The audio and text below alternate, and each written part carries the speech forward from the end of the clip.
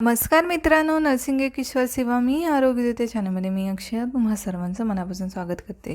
तर मित्रांनो, तुम्ही जर आता माझ्या चॅनलवर नवीन आले असाल तर चॅनलला सबस्क्राईब करा, व्हिडिओला लाईक करा आणि शेअर करायला विसरू नका.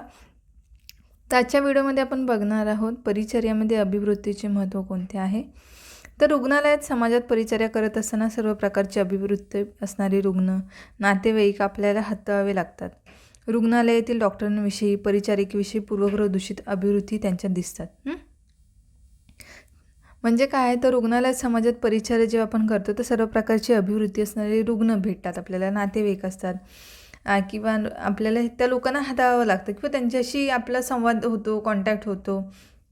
रुग्णालयाविषयी, डॉक्टरांविषयी, परिचारिकेविषयी पूर्वग्रह दूषित अभिवृत्ती त्यांच्या दिसतात आणि त्यांचा गैरसमज असतो की लोक खूप चांगली आपल्याला उपचार देत नाहीत, आरडाओरडा असतो, ओरडतात वगैरे, असे बरेच गैरसमज असतात. ते प्रेमाने बोलत नाहीत असा एक गैरसमज असतो. तर पहिल्यामध्ये चांगली परिचर्या देऊन रुग्णांची आस्थापूर्वक काळजी घेऊन आपण रुग्णांच्या ठिकाणी आहोत आणि स्वविस्थापन अशा निर्धाराने रुग्णसेवा करायची. परिचर्याने काय करायचं तर चांगली परिचर्या देऊन त्यांना जे गैरसमज आहेत किंवा त्यांना जे वाटतं आहे त्याच्या विरुद्ध आपल्याला करायचं आहे. ते म्हणजे त्यांना गैरसमज आहेत की हे लोक चांगले बोलत नाहीत किंवा खूप आरडाओरडा करून बोलतात, अशा प्रकारचे जे गैरसमज आहेत ते आपण दूर करायचे आहेत. तर मग त्याच्यामध्ये चांगली परिचर्या देऊन रुग्णांची आस्थापूर्वक काळजी घेऊन आपण रुग्णांच्या ठिकाणी आहोत अशा निर्धाराने रुग्णसेवा करायची. दुसरं आहे रुग्णांची रुग्णालय आरोग्य सेवा परिचर्येबद्दल ऋणात्मक अभिवृत्ती असल्यास आपल्या सेवेने वर्तणुकीने त्यांच्यात धनात्मक बदल होईल पाहावे. म्हणजे आपण त्यांना जी सेवा देतो किंवा आपण जी केअर देणार आहे त्या केअरने त्यांची अभिवृत्ती असल्यास आपल्या सेवेने आणि वर्तणूक अशी ठेवायची की त्यांच्यामध्ये बदल होईल. ठीक आहे. आणि असं करत असताना जेव्हा आपण त्यांना सेवा देतो तेव्हा त्यांचं म्हणणं आहे ते रुग्णांच्या नातेवाईकांचं, रुग्णांचं म्हणणं आहे ते शांतपणे ऐकून घ्यायचं आहे, टीका करायची नाही आहे, ऋणात्मक अभिवृत्तीची कारणे शोधावीत. ठीक आहे. त्याच्यानंतर काय करायचं आहे तर रुग्णांना आधार द्यायचा आहे. आदराने वागवायचं आहे, त्यांना हाडूसुडूस करायचं नाही आहे, आरडाओरडा करायचा नाही आहे. कधीकधी ते दुःखी असतात, आजाराने त्रस्त असतात आणि आपण ते आपलं एखादी गोष्ट नाही ऐकली तर त्यांना आरडाओरडा करणं, त्यांच्या ओरडून बोलणं हे बरोबर नाही आहे. तर रुग्णांना म्हणजे आदराने वागवायचं आहे, आपुलकीनं बोलायचं. म्हणजे आपण घरी कसं बोलतो आपुलकीनं तसं आपण बोलायचं आहे. त्यानंतर रुग्णांना त्यांच्या समस्या सोडवण्यासाठी समुपदेशन करायचं आहे आणि मदत करायची आहे. त्यांच्या समस्या ज्या आहेत ते सोडवण्यासाठी काय करायचं आहे आपल्याला समुपदेशन करायचं, काउन्सिल करायचं आहे, त्यांच्याशी आदरानं वागायचं आहे, त्यांना मदत करायची आहे, जेणेकरून त्यांना असणारे गैरसमज वगैरे जे आहेत ते दूर होतील. त्यानंतर आहे 5वा आहे आजाराविषयी समजावून सांगायचं आहे. ठीक आहे. त्यांना जो आजार आहे त्याच्याविषयी आपल्याला काय करायचं समजावून सांगायचं आहे. आजाराविषयी, रुग्णालयाविषयी भीती कमी होण्यास मदत करावी.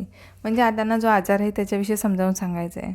आजाराविषयी किंवा रुग्णालयाविषयी जी भीती मनात असते, बापरे आता इथे गेल्यानंतर काय होणार, हे सगळ्या परिचारिकांना लागू पडतं.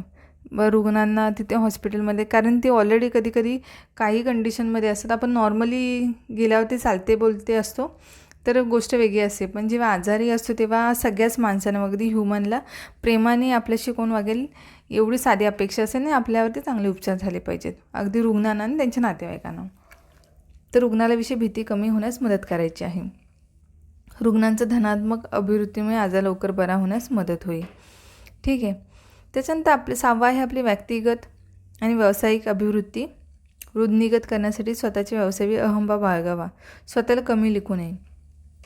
तर आपली व्यक्तिमत्व आणि व्यावसायिक अभिवृत्ती जर आपल्याला म्हणजे वृद्धिगत करायची असेल तर काय करायचं आहे तर स्वतःविषयी अहंभाव बाळगावा, स्वतःला कमी लेखायचं नाही आहे. त्याच्यानंतर व्यावसायिक ज्ञान वाढवायचं आहे, व्यावसायिक मूल्ये, त्याच्यानंतर नीतिमत्ता आहे, नियमबंधने पाळावीत आणि ती आचरणात आणायची. म्हणजे स्वतःला कमी लेखायचं नाही आहे, स्वतःची वृद्धी करायची आहे.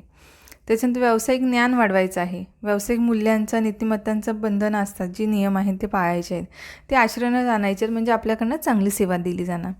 त्याच्यानंतर सकारात्मक अभिवृत्तीची सवय असेल तर रुग्णांशी, नातेवाईकांशी सुसंवाद साधता येतो. म्हणजे सकारात्मक अभिवृत्तीची जेव्हा आपल्या सवय असेल तर काय होतं, रुग्णांशी, नातेवाईकांशी काय होतं, आपला सुसंवाद चांगला साधता येतो.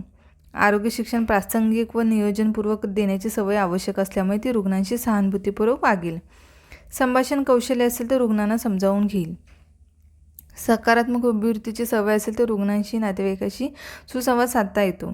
आरोग्य शिक्षण प्रासंगिक व नियोजनपूर्वक देण्याची सवय आवश्यक असते, त्यामुळे ती रुग्णांची सहानुभूतीपूर्वक वागेल. संभाषण कौशल्य असेल तर रुग्णांना चांगल्या प्रकारे ती काय करते, परिचारिका समजून घेते.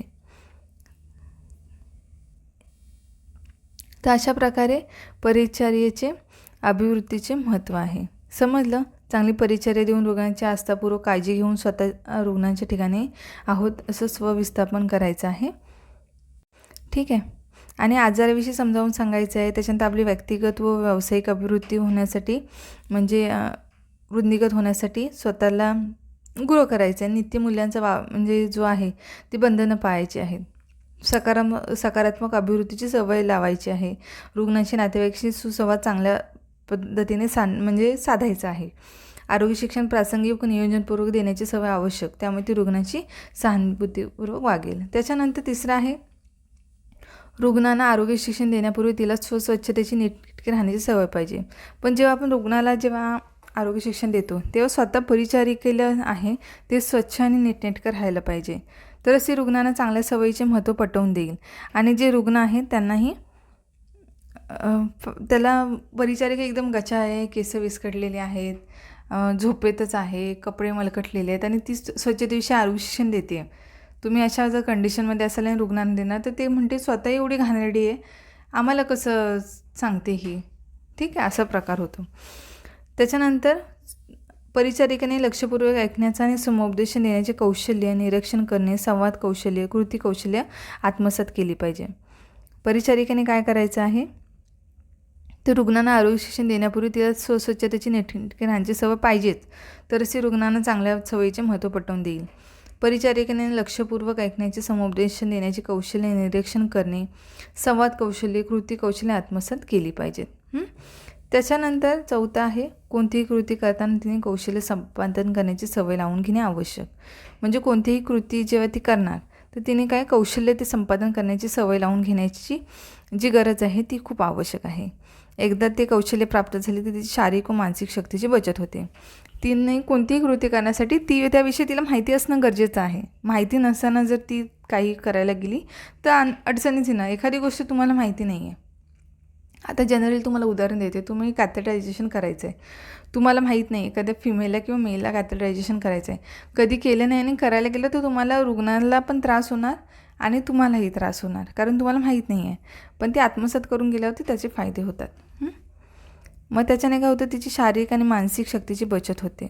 तिचा आत्मविश्वास जर ती कृती जर येत असेल आणि मग तिचा काय होणार, आत्मविश्वास वाढतो व सर्व कृती सहजरित्या करता येतात. त्यामुळे आत्मविश्वास वाढतो, रुग्णाचा विश्वास वाढतो. जर तिला आपण इन केस इवन आता BPचं सांगते, तुम्हाला सडनली गेलात आणि तुम्ही शिकूनच नाही गेलात, जेव्हा तुम्ही शिकायला जाणार, इंटर्नशिपला जाता, तेव्हा शिकून घ्यायचं कसं करायचं असं विचारून घ्या. जर तुम्हाला BP चेक करायला सांगितला आणि तुम्हाला काही कळतच नाही, तुम्ही सारखं पेशंटला BP कप बांधला आणि प्रेशर देता, तर इरिटेट होणार पेशंट, तुम्ही स्वतः पण इरिटेट होणार, तुम्ही घाबरणार, तुमच्या चेहऱ्यावर भीती दिसणार. अशा गोष्टी टाळायच्या. म्हणून योग्य ते जे कौशल्य आहे ते काय करायचं आहे, तुम्ही आत्मसात करून घ्यायला पाहिजे.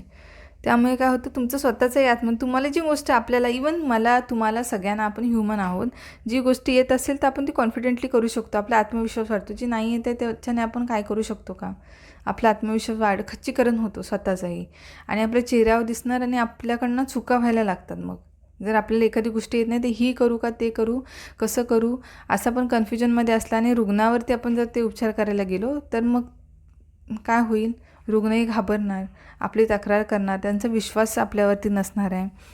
तर अशा प्रकारे ह्या गोष्टी होतात.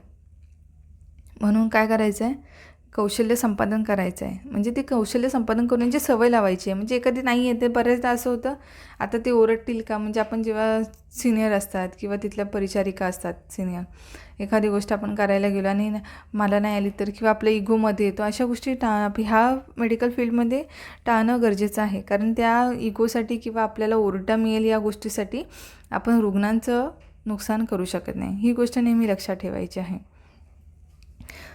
तर अशा प्रकारे होता आजचा व्हिडिओ. म्हणजे परिचर्येमध्ये अभिवृत्तीचे महत्त्व काय आहे, अशा प्रकारे होता. तर आपण भेटू लवकरच, नवीन नवीन व्हिडिओ घेऊ. हे बिहेवियर सायन्स GNM फर्स्ट इयरचा इम्पॉर्टंट हा 15 मार्काच्या क्वेश्चनमध्ये विचारला गेलेला. मी 5 मार्काचा जो क्वेश्चन आहे तो घेतलेला आहे. तर अशा प्रकारे होता आजचा video behaviour science GNM first year. तर लवकर भेटू आपण पुढच्या व्हिडिओमध्ये. तोपर्यंत काळजी घ्या, मस्त राहा, स्वस्त राहा. धन्यवाद.